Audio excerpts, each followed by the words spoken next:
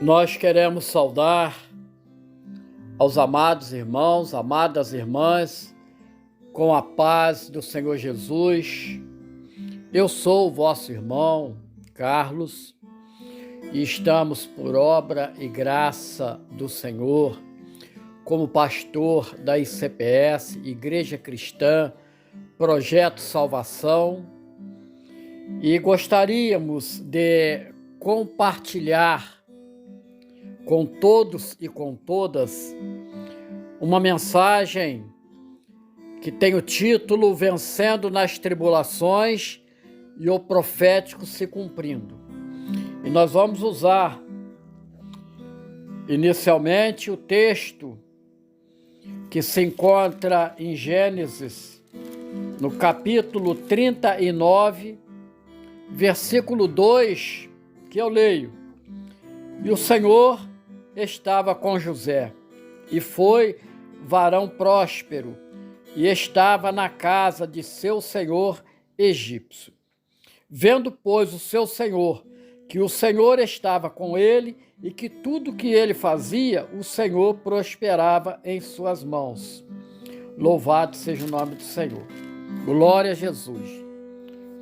Vamos estar levantando uma oração ao Senhor, quando nós dizemos: Senhor nosso Deus, maravilhoso e eterno Pai, em nome do Senhor Jesus, somos gratos pela oportunidade que temos de não só fazer a leitura da Tua Palavra, mas meditarmos, Senhor Deus, na mensagem que certamente irá edificar a nossa vida e a todos aqueles que tiverem oportunidade de ouvir. Que o Senhor possa prosperar a cada dia, Senhor Deus, em nossas vidas. Glorifica, Senhor, o Teu nome, nos abençoa, se conosco, no nome precioso e poderoso do Senhor Jesus. Amém e amém. Então, meus amados, relembrando, a mensagem tem o título Vencendo nas Tribulações. E o profético, ele se cumpre. Iniciando, a verdade liberta, e isto nos basta. Pois bem, meus amados, minhas amadas, nós queremos trazer a cada um de vós a respeito de um homem chamado José, e que se encontra a narrativa a partir de Gênesis 37, aonde, com 17 anos, José ele apacentava as ovelhas com seus irmãos. Então, ele tinha o objeto de trabalho. E a palavra diz que Israel amava José mais do que a todos os seus filhos, porque ele era filho da sua velhice.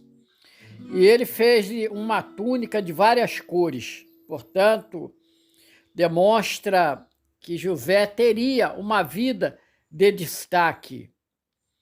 E, meus amados, os irmãos que o pai o amava muito, sabendo disso, aborreceram, não podia falar com ele pacificamente. Então, eles foram possuídos de inveja. E interessante que, num belo dia, José ele teve um sonho. E isso ele contou aos seus irmãos, e por isso o aborrecia ainda mais. E ele disse: olha, eis que nós estávamos atando molhos no meio do campo. E eis que o meu molho se levantava e também ficava em pé. E eis que os vossos molhos se rodeavam e se inclinavam ao meu molho. Então lhe disseram seus irmãos: tu, pois, deverás reinar sobre nós, e tu deverás ter domínio sobre nós. E sonhou ainda outro sonho, e o contou aos seus irmãos e disse: eis que ainda sonhei um sonho, e eis que o sol e a lua e 11 estrelas se inclinavam a mim. E contando a seu pai e seus irmãos, repreendeu seu pai e disse: que sonho é este? que sonhaste, porventura viremos eu e a tua mãe e teus irmãos a inclinar-se perante ti em terra? Seus irmãos, pois, o invejavam. Seu pai, porém, guardava este negócio no seu coração. Portanto, certamente que aquele sonho vinha do Senhor. E vamos observar de que, num determinado momento, o seu pai, ele chama ali José e diz assim: olha, os seus irmãos apacentam junto a Siquém. Eu vou te enviar eles. E ele diz assim: eis-me aqui. E o pai diz assim para ele: vê lá como é que seus irmãos estão, como está o rebanho, e me traz a resposta. E assim o enviou ao vale de Hebrom, e José veio a Siquém. Interessante que ele pergunta pelos irmãos, e é indicado. E aquela, meus amados, minhas amadas, era uma oportunidade que os irmãos não deixariam e não deixaram de fato passar. Porque eles intentaram matar José. Entretanto, agindo de uma forma própria, movido pelo Senhor, de que o profético haveria de se cumprir na vida de José, assim como vai cumprir na vida dos irmãos, das irmãs, aqueles irmãos vão fazer com que José vá passar pela primeira prova. Ou seja, eles lançaram na cova, e a cova, porém, estava vazia, não havia água. E depois os irmãos se assentaram a comer pão. E aí eles viram uma companhia que vinha de ismaelitas, que vinha de Gileade. Então José disse aos irmãos: que proveito haverá em que matemos nosso irmão e escondemos a sua morte? Vamos lá, vamos vender ele a esses ismaelitas, e não seja a nossa mão sobre ele, porque ele é nosso irmão, nossa carne. E os seus irmãos o obedeceram. E José, ele é vendido ali para os ismaelitas. Mas era necessário, meus amados, o homem sempre procura encobrir o seu pecado. E aí eles tomaram a túnica de José e mataram um cabrito, que na realidade é um filhote de bode. E ali eles tingiram a túnica de sangue. E chegando à casa do pai, disse assim: essa é a túnica de meu filho, uma besta fera o comeu e certamente foi despedaçado. Então Jacó, ele rasgou as suas vestes, pôs pano de saco sobre seus ombros e lamentou a seu filho por muitos dias. E, veja bem, a segunda prova, que foi a venda aos medianitas, logo a seguir viria a terceira prova. Quando os medianitas chegam ao Egito, vende ali a Potifar, eunuco de Faraó, capitão da guarda. E, meus amados, José vai ficar ali na casa de Potifar. E a palavra diz que o José era formoso de aparência e formoso à vista. E uma quarta prova viria, porque depois de muitas coisas, a mulher de seu senhor pôs os olhos em José e disse: deita-te comigo. Porém ele recusou e disse à mulher do seu senhor: eis que o meu senhor não sabe do que há em casa comigo, e entregou em minha mão tudo o que tem. Ninguém é maior do que eu nesta casa, e nenhuma coisa me vedou senão a ti. Portanto, tu és sua mulher. Como, pois, faria eu tamanho mal e pecaria contra Deus? E aconteceu que, falando ela dia a dia a José, e não lhe dando ouvido para deitar-se com ela, estar com ela, e ela vai lançar uma emboscada para José, vai acusar José de assédio. Então, José vai passar pela quinta prova. Comunicado Potifar sobre o assunto, ele pega José e o entregou na casa do cárcere. No lugar onde os presos do rei estavam presos, assim esteve ali na casa do cárcere. E a palavra, meus amados, expressa algo maravilhoso, que diz assim: O Senhor, porém, estava com José e estendeu sobre ele a sua benignidade e deu-lhe graça aos olhos do carcereiro mor.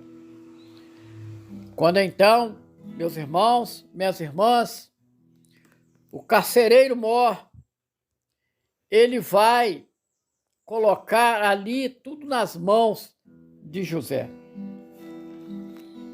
E ele não tinha cuidado de coisa alguma, porque o Senhor estava com José e tudo o que ele fazia, o Senhor prosperava. Então José ali vai estar na prisão e num determinado momento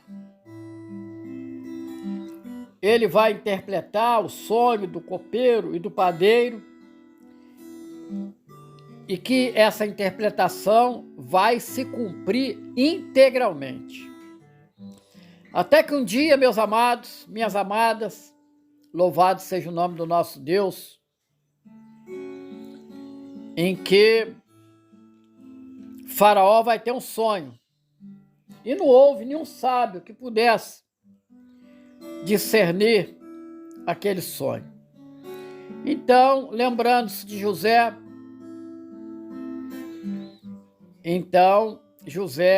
ele vai chegar diante de Faraó e diz assim: o sonho de Faraó é um só. O que Deus há de fazer, notificou a Faraó. As 7 vacas formosas são 7 anos. As 7 espigas formosas são também 7 anos. O sonho é um só. E as 7 vacas magras e feias à vista, que subiam depois delas, são 7 anos, como as 7 espigas miúdas e queimadas no vento oriental, serão 7 anos de fome. Esta é a palavra que tenho dito a Faraó, que Deus há de fazer, e mostrou a Faraó. Deus fala com teus servos. Louvado seja o nome do Senhor. Então, meus amados, o que vai acontecer é algo maravilhoso, que a profecia sobre a vida de José vai se começar a ser cumprido. Então Faraó disse aos seus servos: acharíamos um varão como este, em quem haja o Espírito de Deus? Até o ímpio, ele vê nos verdadeiros convertidos do Senhor o Espírito Santo, louvado seja o nome do Senhor. E depois disse Faraó a José: pois que Deus te fez saber tudo isto, ninguém há tão inteligente e sábio como tu. Então, tu, José, estarás sobre a minha casa, e por tua boca se governará todo o meu povo. Somente no trono eu serei maior do que tu. E disse mais Faraó a José: vês aqui, te tenho posto sobre toda a terra do Egito. E tirou Faraó o anel da sua mão e o pôs na mão de José, e o fez vestir de veste de linho fino, e pôs um colar de ouro sobre o seu pescoço, e o fez subir no segundo carro que tinha, e clamavam diante dele: ajoelhai. Assim o pôs sobre toda a terra do Egito. E meus irmãos, a fome, ela vai vir sobre a terra. Os irmãos de José descem ao Egito.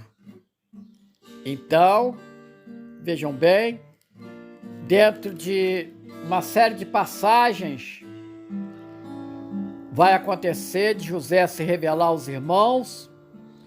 Ele chama ali os irmãos para trazer o seu pai diante da fome que assolava. E meus irmãos, minhas irmãs, vai se cumprir todo o propósito de Deus na vida de José. Pois bem, as tribulações, odiado pelos irmãos, mas amado pelo Pai, o mundo odeia os servos. Também, meus amados, o mundo procurou e procura nos vender pelos mais interesses possíveis, mas a misericórdia do Senhor é a causa de não sermos consumidos. É possível vencer nas tribulações? A resposta se encontra na vida, aqui especificamente de José, onde o ódio dos irmãos, onde a sua transformação de escravo, mas sobre ele estava a vontade, a bênção do Senhor. E meus irmãos, o pecado, ele escraviza o homem. Mas o Senhor Jesus, ele derramou o seu sangue na cruz do Calvário para dar ao homem um novo nascimento, justificando-o, ou seja, declarando-o justo perante o Pai. Então, a condição de escravo não alcança José na medida em que a palavra diz que ele prosperava. Aquilo que José colocava a mão, o Senhor abençoava. Mesmo nos momentos de tribulações, você que possa estar passando momentos difíceis, por percas e perdas irreparáveis, creia de que há algo maior que certamente debaixo da profecia vai se cumprir na sua vida, como tem cumprido na nossa vida. Mas é interessante que as provas vêm. Uma prova que hoje é terrível para o homem, fala da traição. José ali, ele tinha um domínio completo da casa de Potifar. Mas ele não tinha o domínio sobre a mulher de Potifar. É importante nós entendermos que há algo que nós podemos fazer. Nós podemos tudo naquele que nos fortalece. E em Coríntios a palavra diz que eu posso todas as coisas, mas nem todas as coisas nos convêm. Mas o que é o principal, meus amados, num tempo em que o pecado da sexualidade, ele avança cada vez mais, a palavra diz que nós não nos deixaremos dominar por nenhuma dessas coisas. Louvado, glorificado, exaltado é o nome do nosso Deus. Há um povo que caminha, é um povo pequeno, é um povo que tem uma voz que ecoa no deserto da cegueira espiritual que está sobre o mundo. Mas há um povo que tem a luz. Há um povo que é o sal, que é capaz de fazer a diferença. E é este povo que nós temos falado diuturnamente, dizendo de que o profético se cumprirá. E meus amados, minhas amadas, nós não somos absolutamente uma obra do acaso. Interessante de que o rei Davi, ele vai falar algo interessante no Salmo 139, aonde no versículo 14, diz assim: eu te louvarei, porque de um modo terrível e tão maravilhoso eu fui formado. Maravilhosas são as tuas obras, e minha alma o sabe muito bem. Os teus olhos viram o meu corpo ainda informe, e no teu livro todas essas coisas foram escritas, as quais iam sendo dia a dia formadas, quando nem ainda uma delas havia.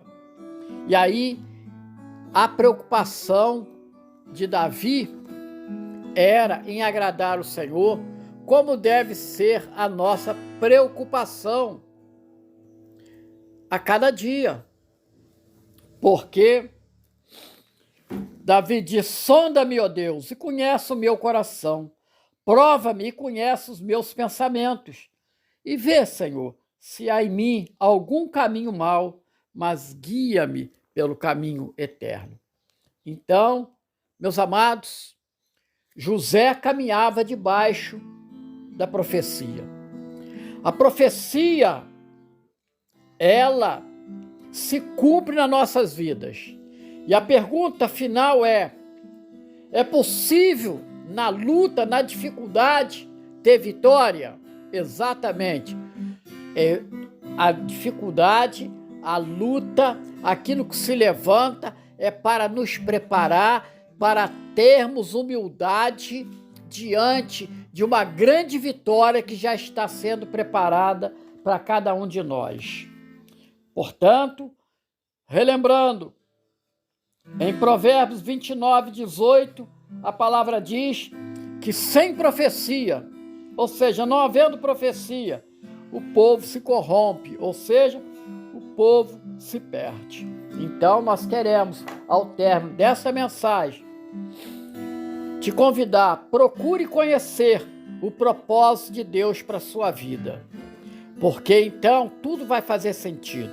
As lutas, as vitórias, aquilo que se levanta, o inexplicável diante dos nossos olhos, pois para Deus tudo é possível. Assim, se você ainda não fez uma aliança de salvação com o Senhor Jesus, eu quero convidá-lo e convidá-la a fazê-lo sem demora, porque há um povo separado, há um povo que ansiosamente aguarda que se cumpra a profecia da volta do Senhor Jesus. E se houver uma partida antes, certamente tem fé de que irá ao encontro do Senhor nas mansões celestiais. Assim, nós queremos te convidar, não deixe para amanhã, mas certamente viva essa vitória. Deus abençoe e que o Senhor nos abençoe ricamente.